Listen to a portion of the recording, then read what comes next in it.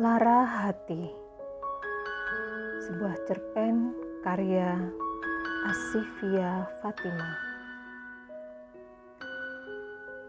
Insya Allah, Tante akan datang membawa Amar dan Anissa ke sana besok. Pesan singkat dari Tante Reni membuatku lega. Bagaimana tidak? Setelah lebih 3 bulan aku tidak bertemu dengan mereka. Pesan singkat dari Tante Reni membawa angin segar. Malang sungguh hidup kedua anakku itu. Setelah kepergian ayah mereka beberapa bulan yang lalu, sekarang harus menerima pahit hidup terpisah dengan aku, ibu mereka. Namun apa mau dikata, nasi telah menjadi bubur. Semua yang terjadi tidak dapat aku putar kembali. Perempuan jahanam yang berstatus kakak ipar itu telah membuatku terjerumus dalam kubangan lumpur hitam. Semua itu salahku. Mempercayainya begitu saja, tidak mengingat pesan almarhum suamiku. Nama adalah doa, mungkin itu yang terjadi denganku, Lara. Seperti nama ini, hidupku tidak jauh dari Lara. Aku terlahir tanpa seorang ayah. Menurut cerita almarhum mama, ia hamil ketika masih duduk di bangku SMA. Kakek memilih memisahkan mama dengan laki-laki yang telah menghamilinya karena berbeda agama. Aku terlahir tanpa tahu siapa ayah kandungku. Walaupun mama menikah, aku tidak menemukan kasih sayang seorang bapak dari laki-laki yang menikahinya. Saat SMP, suami mama berbuat tak senonoh denganku, hingga akhirnya mama membawaku pergi dari rumah, lalu bercerai dengan laki-laki bangsat itu. Untuk pertama kalinya aku jatuh cinta. Ia kakak kelasku di SMA, Rahmat namanya. Seperti namanya, ia bagaikan rahmat buatku. Aku menemukan sosok ayah pada dirinya, lalu larut dalam bayang cinta buta hingga kuserahkan segalanya. Hamil sudah pasti. Masih lekat dalam ingatan ketika Bang Rahmat membawaku ke rumah dan bertemu orang tuanya. Ia meminta izin menikahiku. Perempuan yang tidak punya bapak kau bawa ke rumah ini untuk kau nikahi, bentak ibunya saat itu.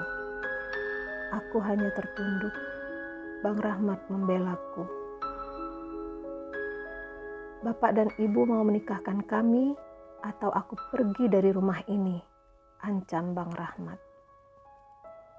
Begitu besar cintanya padaku. Satu-satunya keberuntungan dalam hidupku hanyalah itu. Dasar perempuan sundal.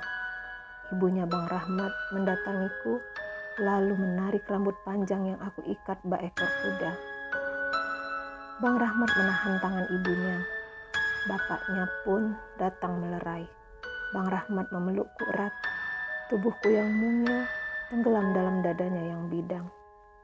Masih dalam rangkulan, ia mengajakku meninggalkan rumahnya. 3 hari kemudian bapaknya datang ke rumah dan menyampaikan akan menikahkan kami berdua.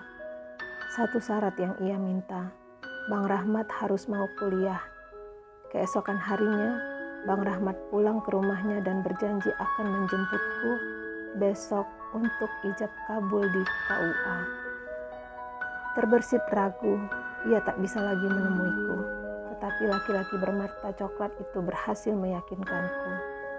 Kuizinkan ia pulang menemui bapak dan ibunya. Hari itu mama membawaku ke rumah Tante Rosi. Mama menceritakan rencana pernikahanku. Tante Rosi memberikan aku baju brokat putih dan kain songket miliknya. Ini punya saya dulu, sudah lama, tetapi masih bagus dan masih bisa dipakai.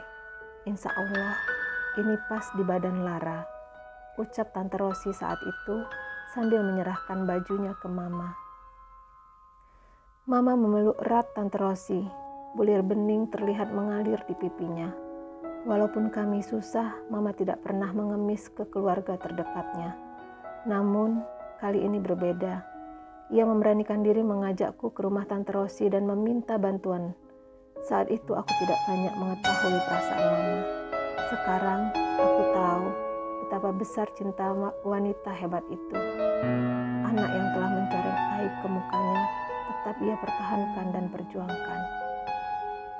Make up tipis dipoles mama ke wajahku. Peralatan make up yang dibelinya dari uang pemberian Tante Rosi. Rambut panjangku disanggul cepol. Bunga melati yang telah dirangkai mama melilit indah di sanggul. Aroma wangi melati begitu menenangkan. Pengantin harus cantik dan wangi, ujar mama sambil memegang kedua pipiku lalu mencium keningku. Sebuah mobil putih terparkir di depan rumah. Bang Rahmat datang menjemputku. Ia turun dari mobil, memakai baju teluk belanga berwarna biru dongker. Peci hitam bertengger gagah di kepalanya. Ia tampan sekali. Kamu cantik banget, Ra, puji Bang Rahmat. Matanya berbinar melihatku. Aku sangat bahagia saat itu. Beberapa bulan kemudian, aku melahirkan bocah laki-laki yang tampan. Ini menjadi awal melunaknya hati ibu dan bapaknya Bang Rahmat. 7 tahun sudah pernikahan kami. Bagiku, hidup pas-pasan seperti saat ini sudah lebih dari cukup. Memiliki 2 orang anak, Amar dan Anissa, sudah membuatku bahagia. Namun, tidak untuk Bang Rahmat. Setelah kematian ibunya 2 tahun yang lalu, kemudian menyusul bapaknya setahun kemudian. Bang Rahmat banyak berubah. Ia selalu pulang larut malam. Setiap aku menanyakan keberadaannya, ia hanya terdiam. Hingga pagi itu, beberapa tetangga datang ke rumah memberitahukan bahwa telah menemukan mayatnya di teluk dengan kaki diikat pada pedal sepeda motor.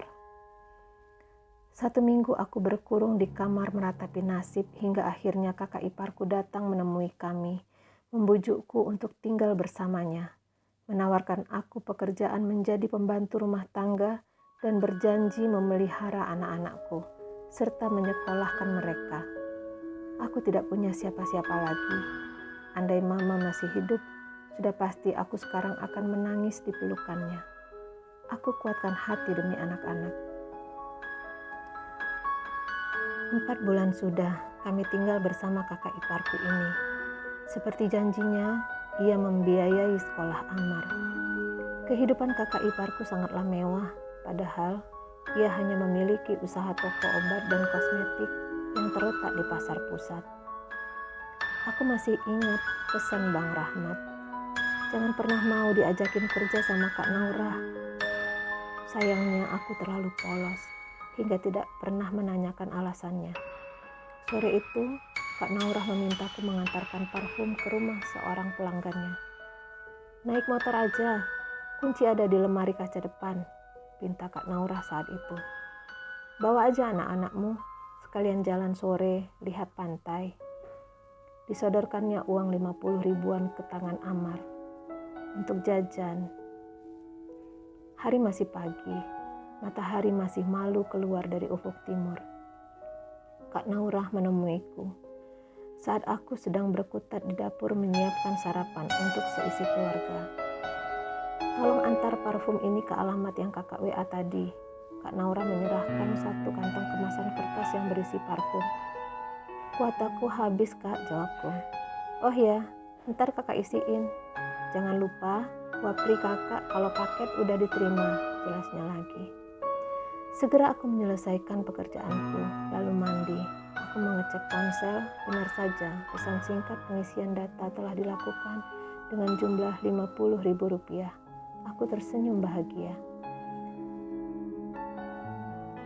Aku melaju di jalanan yang masih sepi, ke alamat yang diberikan Kak Naurah. Salon kecantikan, masih tutup karena memang masih pagi. Seorang laki-laki kurus dengan kantung mata yang hitam membuka pintu dan mempersilahkan aku masuk. Aku menyerahkan parfum, lalu uang yang diberikan oleh laki-laki kurus itu kusimpan dalam tas. Tiba-tiba pintu terbuka dan beberapa laki-laki dengan muka sangar dengan sigap menemui kami. Mereka menangkap aku dan laki-laki kurus itu. Kotak parfum yang aku bawa tadi dibuka. Sebuah kantung kecil berisi bubuk putih ditemukan. Aku hanya bisa terdiam dan pasrah. Kami digiring ke kantor polisi. Beberapa kali aku mencoba menghubungi Kak Naurah, tetapi tidak pernah diangkat. Tes urin menyatakan aku negatif. Beberapa pertanyaan aku jawab dengan jujur. Aku merasa tidak salah apa-apa. Menurut cerita, Kak Naura pernah datang ke sini. Entah apa yang dilakukan sehingga polisi membiarkan ia pulang. Jimat apa lagi yang ia pakai? Bertutur kata manis. Oh, aku tahu, ia jagonya. Hasil pembicaraan dengan pembela umum, aku harus pasrah menerima hukuman minimal 4 tahun penjara. Segala penjelasan dan pembelaanku dipatahkannya begitu saja. Hei, karena aku tidak bisa membayarmu, sedikit pun tidak berniat kau membelaku dengan hati yang ikhlas. Kamu sudah melakukan transaksi sebanyak 2 kali, lalu kamu juga sudah menerima uang sebagai upah. Tes urin juga negatif, itu sudah cukup menjadi dasar bahwa kamu pengedar. Ingin rasanya kuludahi laki-laki buncit itu. Apa penjelasanku tidak ia dengar? Hanya fakta itu saja yang ia pegang. Pengacara macam apa dia itu?